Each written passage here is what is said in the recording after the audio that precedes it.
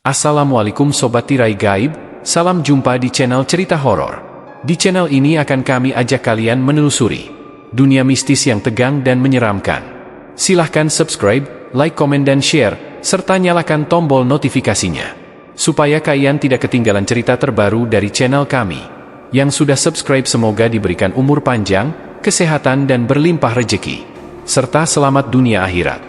Malam itu, di sebuah desa terpencil di lereng Gunung Wiladara, seorang gadis remaja dikunjungi sosok perempuan tua berpakaian kebaya putih. Bibirnya terus tersenyum. Namun senyum itu bukan pertanda ramah. Itu adalah senyum terakhir yang akan dilihat seseorang sebelum jiwanya direnggut sebagai tumbal pesugihan. Siapakah Nyi Ratmi Laras sebenarnya?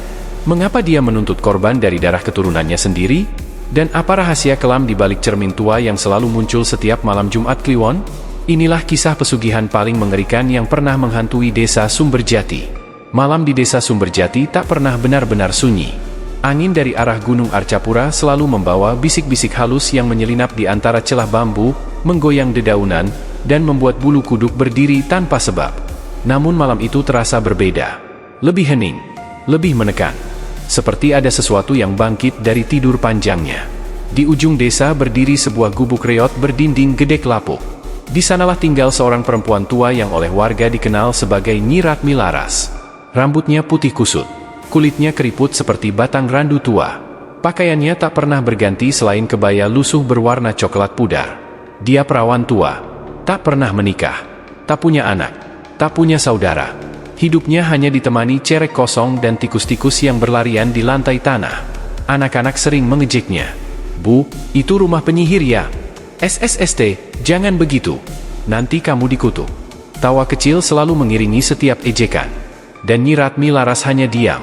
Tak ada yang tahu, di balik tatapan matanya yang kosong, tersimpan luka dan kerinduan. Ia pernah mencintai, pernah bermimpi menjadi guru, pernah ingin hidup seperti perempuan lain. Tapi hidup menolaknya pelan-pelan, sampai akhirnya ia hanya duduk di serambi setiap sore, menatap jalan desa yang makin asing. Hingga pada suatu malam Jumat Kliwon, angin datang lebih keras dari biasanya. Kabut turun seperti selimut maut. Beberapa warga melihat Nyi Ratmi Laras keluar dari gubuknya membawa buntalan kain hitam.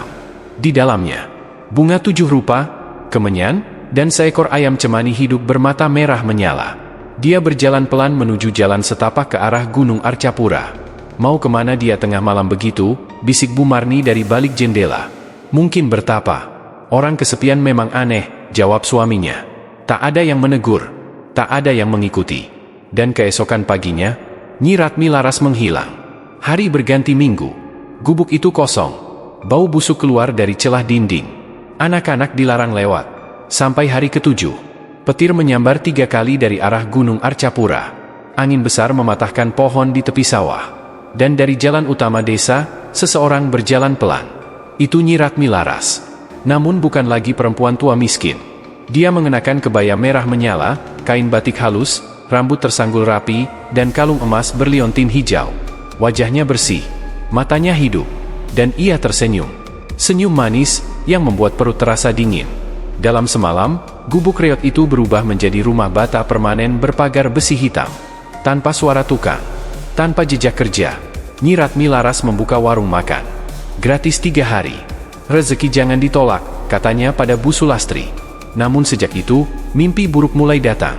Mbah Wiratma, tetua desa, bermimpi makan di warung itu dan melihat jurang api di bawah meja. Ia memperingatkan warga, "Jangan makan di sana." Tak ada yang percaya. Mbah Wiratma ditemukan meninggal di bawah beringin watu kembar. Tubuh kaku, mata terbuka, senyum kecil membeku di bibirnya. Malam berikutnya, bayangan perempuan menari di bawah pohon itu. Wajahnya seperti Nyi Ratmi Laras. Setiap Jumat, 1 nyawa melayang. Nira Rasmi, sahabat kecil Nyi Ratmi Laras, ditemukan tergantung dengan kalung melati. Bu Kenanga bermimpi melihat 7 jantung mentah di meja dapur. Pak Darmo menghilang. Bu Ratna tak pernah pulang. Di dapur warung, Kiai Ahmad Suryanegara melihat kuali besar berisi daging, dan wajah-wajah manusia muncul dari uap panasnya. 3 Jumat, 5 lagi, bisik sosok hitam itu. Dialah Sang Prabu Aksatara, penguasa gaib Gunung Arcapura. Kiai Ahmad meminta bantuan Mbah Candrasa, mantan pawang pesugihan dari Gunung Candramala. Ritual 7 jiwa harus dihentikan sebelum Jumat ke-7, kata Mbah Candrasa. Namun Nyi Ratmi Laras sudah berubah. Tubuhnya muda, matanya dingin. Jiwanya bukan lagi miliknya sendiri. Dia mengirim Kaula Ireng, jin ular bermahkota emas, menyerang rumah Kiai Ahmad. Zikir bercampur darah. Di rumah penuh cermin, Nyi Ratmi Laras menulis dengan darah. Satu desa bermimpi sama. Arwah Nyi Rarasmi datang menangis darah. Hentikan dia sebelum terlambat. Dan malam itu, hujan membawa rambut manusia menyusuri selokan desa Sumberjati. Perjanjian belum selesai. Tumbal belum genap. Dan senyum Nyi Ratmi Laras masih menunggu korban berikutnya. Malam itu, hujan berhenti mendadak. Seperti ada tangan tak terlihat yang mematikan langit. Desa Sumberjati membeku dalam keheningan yang tidak wajar. Tak ada jangkrik. Tak ada anjing. Bahkan angin pun enggan lewat. Di sela sunyi itu, warung Nyi Ratmi Laras menyala terang, lampu gantungnya berayun pelan, seolah bernapas. Di dalam, bau logam hangat memenuhi udara. Bukan amis biasa. Bau darah yang baru mengenal api.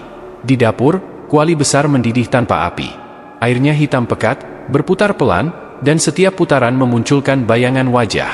Ada yang merintih, ada yang tertawa, ada yang memanggil nama ibu mereka dengan suara parau. Nyi Ratmi Laras berdiri di tepi kuali. Kakinya telanjang. Kulitnya bersih, mulus, tidak melepuh. Ia mengangkat selendang hitam yang telah disulamnya berhari-hari.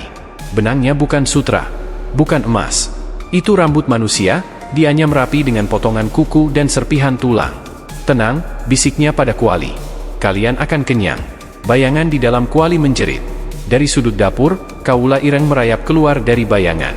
Tubuhnya ular raksasa bersisik hitam legam, mahkota emasnya berkilat basah. Lidahnya bercabang 3, masing-masing berbisik berbeda. 2 sudah jatuh. Darah yang dekat lebih manis. Bawakan yang terikat. Nyi Ratmi Laras tersenyum. Senyum itu tidak lagi manis. Itu senyum pemilik. Yang terikat akan datang sendiri, katanya. Malam ini, dia melangkah ke ruang makan. Meja panjang sudah tertata. Piring-piring kosong berkilau, seperti menunggu. Satu persatu, perangkat desa datang. Ada yang diundang dengan alasan musyawarah. Ada yang sekadar dipanggil rezeki. Mereka duduk, tertawa kecil, menahan dingin yang merayap dari lantai. Hidangan disajikan. Dagingnya lembut, terlalu lembut. Kuahnya gurih, terlalu gurih. Sendok pertama, hening. Sendok kedua, napas tersengal. Sendok ketiga, mata mulai berkaca. Seseorang muntah. Yang keluar bukan makanan. Rambut dan potongan kain kafan. Lampu padam. Dalam gelap, terdengar kursi diseret. Piring jatuh. Lalu, tawa. Pelan. Perempuan. Dulu kalian menertawakanku, suara Nyi Ratmi Laras bergaung dari segala arah. Sekarang, kalian memakan hadiahku. Ketika lampu menyala kembali, semua piring kosong. Semua orang duduk membeku, mata mereka terbuka, mulut menganga, tangan kaku mencengkeram tepi meja. Tidak mati. Belum. Di ujung meja, Nyi Ratmi Laras berdiri dengan tangan berlumur darah segar. Darah itu menetes ke lantai, membentuk lingkaran. Pulanglah, katanya lembut. Tidurlah nyenyak. Mereka bangkit serentak. Berjalan keluar. Tanpa suara. Tanpa jiwa. Di rumah Kiai Ahmad Suryanegara, lampu minyak bergoyang liar. Udara menekan dada. Zikirnya terputus oleh bunyi gesekan di atap. Genteng terbelah. Kaula Ireng menerobos masuk, tubuhnya menghantam balok, sisiknya mengikis kayu hingga serpihan beterbangan. Lidahnya menjulur, menulis kata di udara dengan asap hitam. Ular itu melilit tiang. Tekanannya membuat rumah berderak. Kiai Ahmad berdiri, tasbih putus di tangannya. Darah menetes dari telapak yang tergores, namun ia tidak mundur. Ini bukan darahmu, katanya tegas. Ini darah amanah. Ular itu mengaum. Mahkotanya berkilat. Dari perutnya, wajah-wajah korban mendorong keluar, menjerit tanpa suara. Kiai Ahmad mengangkat air doa. Ia memercikannya. Ular itu tersentak, bukan mundur, tapi menggila. Ekor menghantam dinding. Rak kitab runtuh. Rumah bergetar. Dari balik pintu, Mbah Candrasa menerobos, bambu kuning di tangan, kain kafan bertulis ayat lama melilit lengannya. Sekarang, teriaknya. Mereka menancapkan bambu ke lantai. Asap putih menyembur. Ular itu menjerit, jeritan logam. Lalu retak.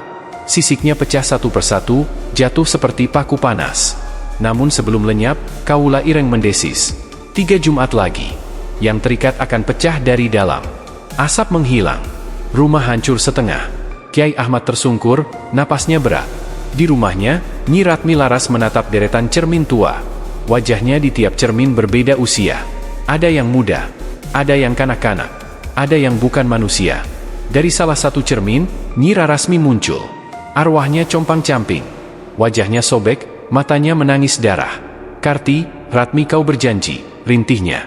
"Kita menjaga, bukan menumbalkan." Nyi Ratmi Laras mendekat, menyentuh kaca. "Kau menjaga aku," katanya pelan. "Sekarang, kau menemaniku." Cermin itu retak dari dalam. Retaknya merambat ke cermin lain. Dinding bergetar. Di lantai, tulisan darah muncul sendiri, "Tinggal 3. Nyi Ratmi Laras tertawa kecil. Suara tertawanya berlapis, seperti ada beberapa mulut berbicara bersamaan. Pagi menyingsing. Desa Sumberjati tidak mengenali dirinya sendiri. Orang-orang yang semalam makan di jamuan berjalan seperti biasa, bekerja, menyapa, namun mata mereka kosong. Bayangan mereka tidak mengikuti langkah. Anak-anak menangis melihat orang tuanya tersenyum tanpa berkedip.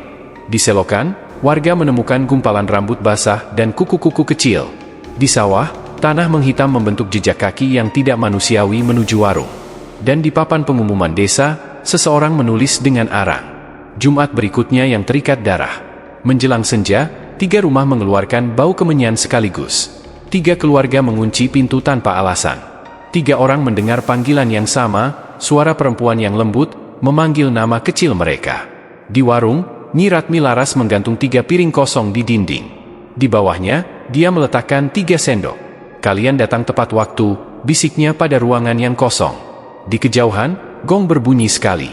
Dung, kabut turun. Dan malam itu, darah tidak lagi mengalir ke tanah. Dia naik ke dinding, menulis takdir berikutnya. Kabut turun lebih cepat dari biasanya. Di desa Sumberjati, 3 rumah menutup pintu hampir bersamaan. Tak ada komando, tak ada aba-aba. Seperti ada tangan tak kasat mata yang memutar kunci dari dalam dada mereka. Rumah pertama milik Pak Jatmiko, lelaki tua yang dulu paling sering mengejek Nyi Ratmi Laras sebagai perawan bau tanah. Dia duduk di dipan, menatap dinding, mendengar suara sendok beradu dari dapur yang kosong. Rumah kedua milik Bu Sulastri, yang pernah menerima uang receh sambil tertawa meremehkan. Di pangkuannya, tas belanja bergetar sendiri, seolah ada sesuatu yang ingin keluar. Rumah ketiga rumah Jaya. Pemuda itu gemetar. Dia satu-satunya yang dulu pernah mengantar Ratmi kecil pulang saat mereka masih anak-anak. Ia tak pernah menyakitinya. Tapi ikatan emosinya terlalu kuat. Dan itulah yang paling disukai Sang Prabu Aksatara. Yang dekat, yang peduli, yang mengingat, darahnya paling manis. Di cermin kamarnya, Jaya melihat bayangan Nyi Ratmi Laras berdiri di belakangnya, muda, cantik, tersenyum dengan mata kosong. "Datanglah," bisik bayangan itu. Jumat ke-7 menunggu. Di rumah Kiai Ahmad, Mbah Candrasa menyiapkan ritual terakhir. Bambu kuning ditancapkan membentuk segitiga. Di tengahnya, tanah dari kuburan Tegal Anyar, air 7 mata air, dan kain kafan lama milik Ibu Ratmi. "Ini bukan untuk melawan," kata Mbah Candrasa pelan. "Ini untuk mengingatkan." Kiai Ahmad mengangguk. Wajahnya pucat, tapi matanya teguh. "Jika Ratmi masih punya sisa jiwa," katanya, "malam ini dia akan memilih." Malam Jumat ke-7 tiba. Gong berbunyi 7 kali dari arah warung. Warung Nyi Ratmi Laras berubah. Dindingnya memanjang, langit-langit meninggi, dan lantainya menjadi hitam mengilap seperti kaca. Meja panjang kini berjumlah 7. Di ujung ruangan, singgasana dari kayu tua berduri tulang berdiri. Di sanalah Sang Prabu Aksatara menampakkan diri sepenuhnya. Tinggi, hitam, bermahkota emas patah. Wajahnya berganti-ganti, lelaki, anak kecil, perempuan tua. Nyi Ratmi Laras berdiri di sampingnya. "Cantik sempurna. Terlalu sempurna." "3 lagi," kata Aksatara. "Dan kau bebas dari mati." 3 orang digiring masuk, Pak Jatmiko, Bu Sulastri, dan Jaya. Saat mata Ratmi bertemu mata Jaya, senyumnya goyah. "Kau," bisiknya. Jaya tersenyum lemah. "Kau masih ingat caraku memanggilmu dulu?" Tangan Ratmi bergetar. Cermin-cermin di dinding bergetar. Bukan menampilkan korban melainkan kenangan. Ratmi kecil berlari di sawah. Ratmi menangis saat ibunya meninggal. Ratmi duduk sendirian di gubuk, menatap dunia yang tak pernah memilihnya. Dan satu kenangan terakhir. Jaya kecil, mengulurkan tangan. "Ayo pulang." Sang Prabu Aksatara menggeram. Kenangan itu hutang. Bayar dengan darah. Namun Ratmi menjerit. "Aku sudah bayar." Dia terjatuh. kebaya merahnya retak seperti kulit ular. Dari retakan itu, wajah perempuan tua muncul kembali, keriput, rapuh, manusia. Kiai Ahmad dan Mbah Kandrasa menerobos masuk, diiringi angin dan bau tanah basah. "Ratmi!" teriak Kiai Ahmad. "Perjanjian ini bisa diputus jika kau sendiri yang melepaskan." Sang Prabu Aksatara mengaum, menancapkan cakarnya ke lantai. "Jika kau lepaskan aku," katanya pada Ratmi, "kau akan menua, miskin, dan mati sendirian." Ratmi menoleh pada Jaya, pada desa yang dulu menolaknya, pada cermin-cermin yang kini retak. Ia tersenyum, bukan senyum manis, senyum ikhlas. "Aku sudah mati sejak lama," katanya pelan. "Malam ini, aku ingin hidup sebentar sebagai manusia." Dia merobek selendang hitam, rambut dan tulang itu berhamburan. "Aku batalkan perjanjian ini." Langit runtuh. Kaula Ireng menjerit, terbakar cahaya doa. Singgasana patah. Mahkota Aksatara retak. "Tidak, rongnya. Darah sudah diambil." Mbah Candrasa menancapkan bambu kuning ke tanah. Yang diambil dengan paksa, kembali dengan ikhlas. Sang Prabu Aksatara tersedot ke dalam tanah, bersama jeritan para jiwa yang dilepaskan termasuk Nyi Rarasmi, yang menatap Ratmi dengan senyum damai sebelum menghilang. Warung runtuh. Menjadi gubuk bambu tua, seperti semula. Pagi datang. Desa Sumberjati kembali mendengar ayam berkokok. Angin bergerak. Burung bernyanyi. Nyi Ratmi laras terbaring di serambi gubuk. Rambutnya putih. Tubuhnya rapuh. Tapi matanya hidup. Jaya duduk di sampingnya. "Aku tidak kaya," Ratmi tersenyum lemah. "Tapi aku bebas." Kiai Ahmad menguburkan sisa-sisa ritual di kuburan Tegal Anyar, membaca doa panjang. Tak ada lagi mimpi buruk. Tak ada lagi bau darah. Beberapa bulan kemudian, di desa Sumberjati berdiri sekolah kecil. Ratmi, kini dipanggil Mbah Ratmi, duduk mengajar anak-anak membaca. Dia miskin. Dia tua. Tapi setiap sore, serambi gubuknya ramai. Suatu senja, dia menutup mata untuk terakhir kalinya. Wajahnya tenang. Tanpa senyum manis. Tanpa kutukan. Hanya damai. Di Gunung Arcapura, angin berhenti berbisik. Perjanjian berakhir. Terima kasih Sobat Tirai Gaib. Jangan lupa subscribe, like, komen, dan share, serta nyalakan tombol notifikasinya, supaya kalian tidak ketinggalan cerita terbaru dari channel kami. Yang sudah subscribe semoga diberikan kesehatan, umur panjang, dan berlimpah rejeki, serta selamat dunia akhirat.